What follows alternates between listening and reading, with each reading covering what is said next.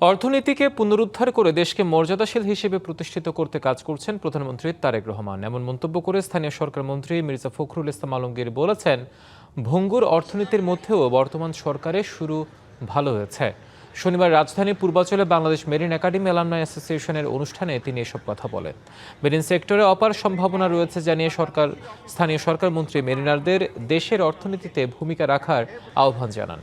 মেরিনারদের কাজের সুযোগ বৃদ্ধি করতে সরকার কাজ করছে বলেও জানান মির্জা ফখরুল। এ সময় প্রধানমন্ত্রী তারেক রহমানের নেতৃত্বে দেশ অনেক দূর এগিয়ে যাবে বলেও প্রত্যাশা করেন বিএনপি মহাসচিব।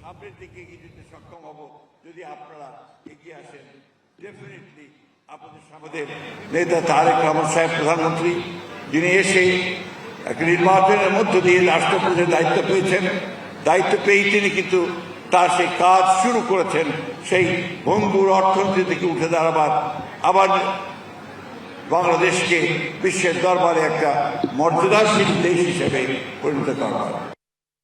বাংলা কিউআর যেখানে নগদ পেমেন্ট সেখানে। সারা দেশে 10 লাখেরও বেশি মার্চেন্টে নগদে পেমেন্ট করুন খুব সহজে।